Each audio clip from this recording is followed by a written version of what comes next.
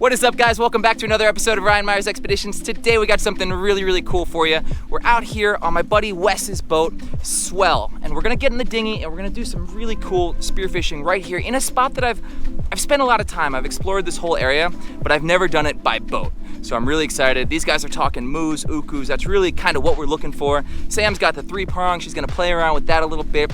Plan is get some fish, come back, maybe cook it up on the boat. This is gonna be really cool and we'll see you guys in the water. So this kind of whole mission started out with like a random DM, as so many of these cool missions do. And I ended up out here with Wes on his boat, and I kind of promised them dinner. We were like, we'll go out, we'll get some fish. We got there so late that like we had to get fish and we did not have a lot of time to do it in. So when that happens, I always am looking at these Moana Kalis. They're great to steam up whole, they look really cool, you can do a lot of cool stuff with them. And one of our first kind of drops, I bumped into a whole school of them. You can see I really take my time. I'm trying to pick out the biggest one in the school. I really want to get that perfect stone shot. I don't want to ruin any meat. I want to do this correctly. And this is the first shot that Wes is going to see me take after he's kind of watched all of my videos and kind of really become like a fan. And I really didn't want to screw it up. So I sit here, take my time, wait, try and pick out the biggest one, take that perfect stone shot, and then completely screw it up. I hit him here, just barely clipped him right above the head, and he tears off and he bolts. Now, was not an ideal situation, but luckily I was able to follow him, see exactly which hole he went into, and then go back down and recover this fish. So next dive here, we've got the Wes camera here, and he's got that paralens again. You can see that depth and temperature timer there in the bottom right corner, and we'll kind of try to break down a little bit of what he did right and what maybe he could improve upon, and try and help all you guys out there that maybe have some of kind of the same issues. So he's cruising down to the bottom, nice and easy. You can see that timer there. He's just about gonna land here in like 60 feet. And the first thing that he does that maybe I would change is I might find a little bit comfier of a landing spot. And all that does is make you more comfortable on the bottom. It lets you turn a little bit easier, lets you move around, and kind of just lets you be more relaxed while you're down there. I probably would have landed a little bit more to the right, off the main ledge, onto that kind of gravelly, sandier stuff that might be a little bit more comfortable to lay on. You can see he's down here, his head is jerking around just a little bit. That's kind of where I would land, right over there, you can see. But head movements are just a little bit jerkier, but I think some of that again is in the camera.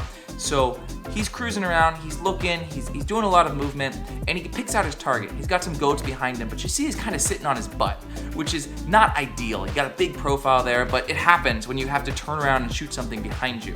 Luckily, it works out for him here. These goats come right into him. He's able to use that left hand as kind of a stabilizer and then pick out the shot that he's looking for. But again, if you see that little crescent of sandy gravel there, that's kind of where I would have been to begin with, and maybe had just a little bit more comfort to be able to turn and take that shot. So this is Sam down there with my big gun, that 120 roller. And we do this a lot, especially me and Sam diving together. We're like, we just use one gun. There's no worries, there's no rush. We don't need to have too much going on out there. And I'm right there ready as soon as she shoots something and might need some help.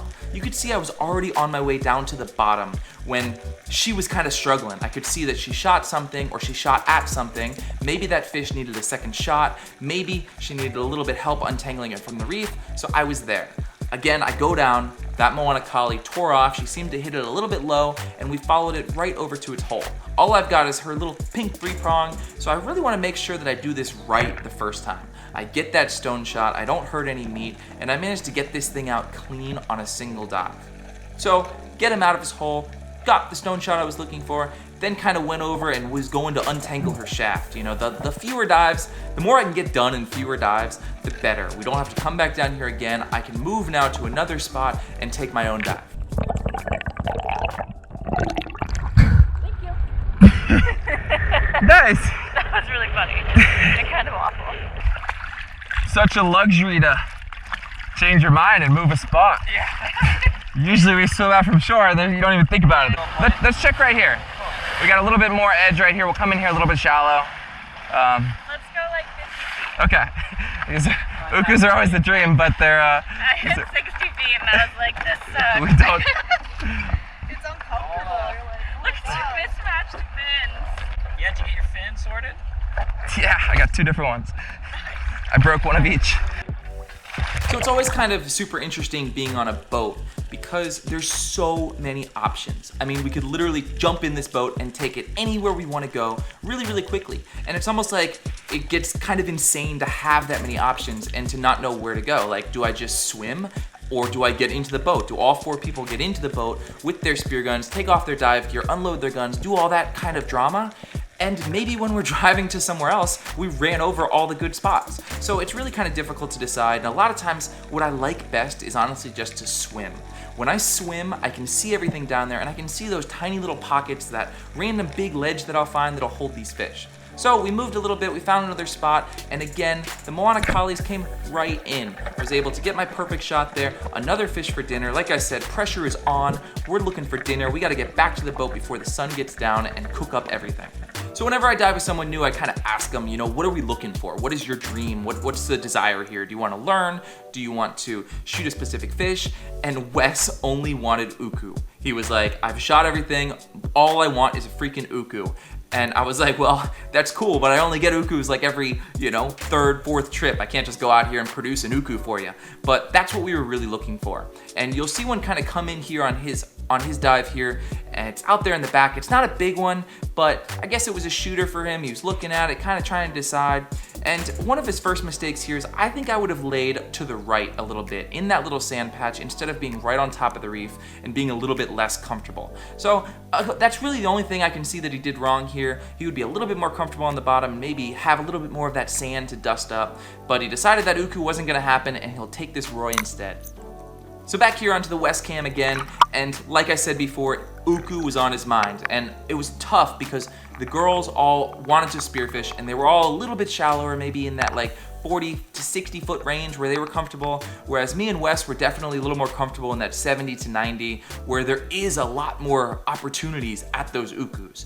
I'll see them shallow, but it's just not as common as I do just a little tiny bit deeper. So he comes out here, he's again on the right side of the ledge. Now this is perfect, this is exactly a spot that I would land. He's got that nice gravel there, and it's just gonna be a lot more comfortable for him to lay and relax in. He's gonna have more time for those goats to come in. He's gonna have some of that sand that he's able to utilize to dust up. He's got his head position moving just a little bit again, but again, some of that might be due to the paralens not having the same stability as kind of the GoPro. So we're still looking for dinner. Time is running out. It is getting late. We have like 7 people on the boat that we've gotta feed. So that's a lot of fish. He's looking at that Moana Kali out there, kind of trying to decide if that's the one he's gonna take, if it's big enough, if he wants this one, or if something else is gonna come in. Eventually, it looks like he keys in on it. He decides, this is my fish, it's coming home with me, and he waits for the perfect shot. You could see he could have taken that uhu there, he could have taken those joes, but instead, this was the one he wanted, took that Moana Kali, got the stone shot, and had another fish for dinner. So back to my camera here again, and really pay attention to how much the bottom has changed since our last dive. And this is what I'm looking for. I'm always looking for that bouldery stuff with a little sand mixed in that's off of the main reef. I don't want to be on that same pretty boring reef that like you saw us in all day. There'll be some stuff around, but there is so much more life out on this stuff here. And you can see immediately, right when I hit the bottom, there's just a lot more fish activity, a lot more biomass, a lot more stuff going on out here. And I'm off the boulders, I'm in that sandy gravel stuff that I like, I'm doing my dusting, I'm doing my grunting, I'm waiting for those moo and those uku to come in or to appear out of wherever, and I'm trying to decide what I'm gonna take. As usual, the Moana Kalis are gonna come in here, and we're still looking for dinner. We've got a few fish on the boat, but not quite enough to feed everybody. There's that giant ali'ihi there, there's a bunch of goats, there's that big blue uhu, but I'd always prefer those Moana Kalis over kind of anything else, and that's what we're looking for. We wanna make that Chinese style steamed goat that you guys see us do so often on YouTube, and it's honestly, we make it all the time because it's so good. I mean, it looks amazing, but it's such a sick way to utilize all of the parts of these goatfish. So eventually I'll sit down here, no moos, no ukus, nothing else that I would prefer better, and I wait for the biggest Moana Kali to come along, and I take the shot, and I land another fish for dinner.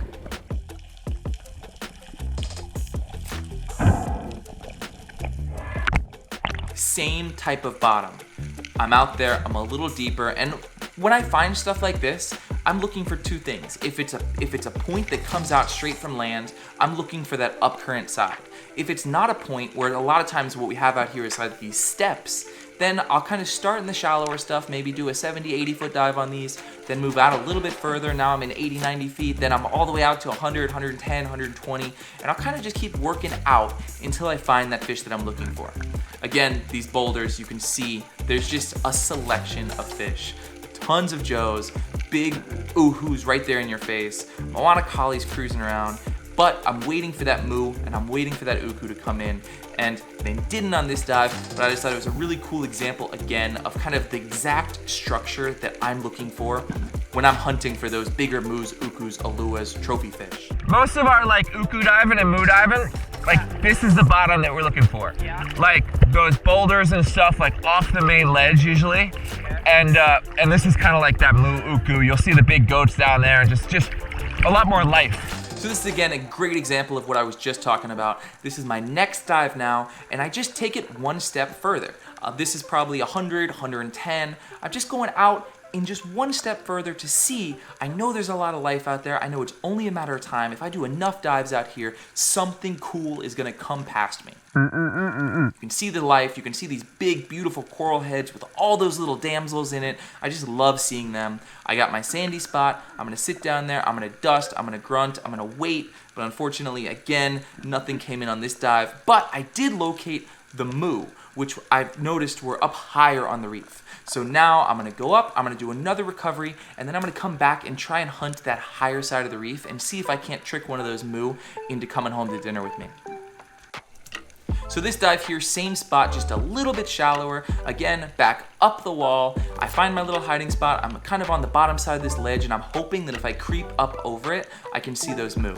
Now, they're there, but I've already done a lot of dives in this spot. We've already shot a couple goats. They are not there to play, which is unfortunate because I really wanted to shoot one of these big guys over here. But so I'm still down there. I'm still looking around. I think I've lost my chance at the moos. So I got that big head swivel going on. I'm looking for those ukus, maybe those aluas. Who knows what could come in from behind me. This is the strategy that I've kind of used a lot lately, where towards the end of a session, I'll try and chum. And it's kind of like your last ditch effort. Because if I were to go out there and just shoot a roy right away and start chumming, I might get sharks. And then kind of I ruined my entire dive because where am I gonna go? Usually I don't have a boat, which means I have to swim, back to shore, change location, something. So what I've kind of been doing lately is I'll wait till my session's just about over, then I'll pick out kind of the biggest roy around that I can find, I'll stick it, and then I'll chum it right there in the best location that I can find, and kind of last ditch effort to pull in those moos, ukus, whatever I can find that may not have come in earlier.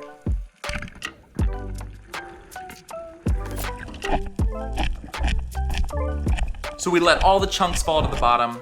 I can barely see the last one falling, and that is when I'll do my dive. I haven't seen anything come in, but I know that all those chunks just fell down there. There should be some commotion down there, and this would be my deepest dive of the day, somewhere down there, $1.15, $1.20, and again, beautiful boulders, tons of life, sun going down, an entire 3-pound roy chummed up all around me. There should be stuff here, but today was not our day to find those ukus. And if you want to see Wes shoot his first uku, you're gonna have to wait till the next video because the very next day he finally got his uku. But for now, it was time to get back in the dinghy, head back to the mothership, and cook up dinner. And a boat? Thanks.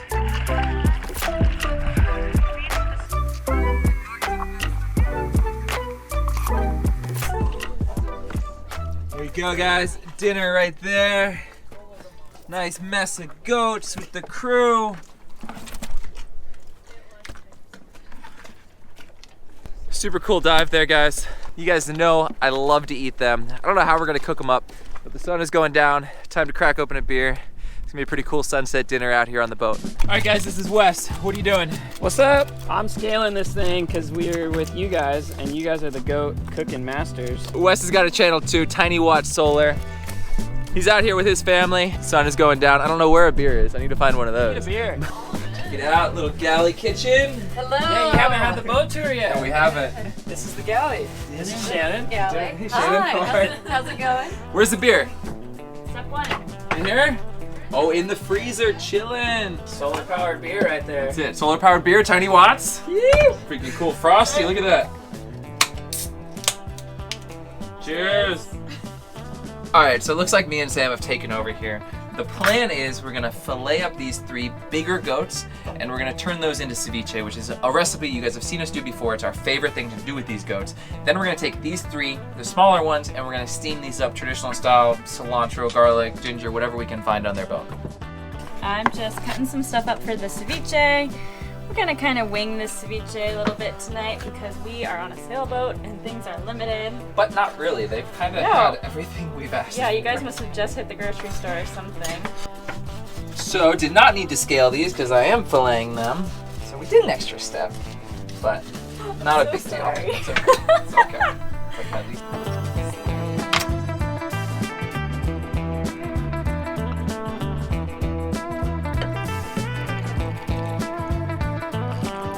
Check that out. Sam made art. That is 3 beautiful goats there. This is the John recipe? No. Sort of. This is not the John. This is the John recipe sailboat edition. John Light recipe. Popping in the little freezer thingy. Does not fit there. Does not fit here. There you go. Cool. Let that chill, and then we're gonna work on these steamed fish. Oh, we used all the citrus, didn't we? Did you need it? Yep. Do we have We more can take lemon? some from there. There's no more limes, right? We're going back into the fridge. I've stuffed the scores with my ginger, garlic, and citrus concoction. Now I'm just gonna salt the skin because flavor, Because why not? because we can. And I'm gonna skip the pepper this time because it's a little sketchy. Yeah. How much pepper did you put in the ceviche, Sam? Tell us. It's gonna be a surprise. All right, we're sealed up. Drop it in the oven for some amount of time. We don't know, there's no science here. For 30, 40, 50 minutes? Oh, I did it wrong. I did exactly what you said not to do. There we go, there we go. Hey Ryan, this is actually whose boat this is. So this is Jim. What's up, and Jim? Shannon. I'm just enjoying the best parts of it. Small disclosure. It's I'm the lucky redheaded stepchild that married You are. into this beautiful Excellent, wife of mine. excellent strategy there. All right, what do we think? So bomb. it's the bomb. The bomb. What do you think, Wes? Breakfast. He's good? Really good. I don't know what it is about the goatfish. Super, just delicious, light, flaky fish. You know, we could do this with moo, we could do this with uku. I just don't think it would be the same.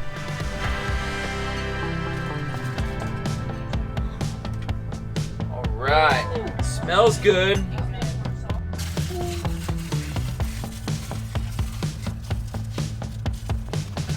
You didn't soy sauce it first. Whoops. You forgot. After. Moana Kalis looking beautiful. Beautiful salad happening with quinoa. The remnants of the Moana Kali ceviche, which I still think is the best thing ever. Tough to beat that. Alright guys, we're gonna go eat this feast outside. Thank you guys so much for watching. Are we gonna do some more videos on this boat or what? Oh, let's do it. Guys, I think we're honestly coming back tomorrow morning. We're gonna do some more diving right here. These guys are anchored up right now in one of my favorite parts of the island. We're gonna go feast, and we'll see you guys next time right here on Ryan Meyer's Expeditions.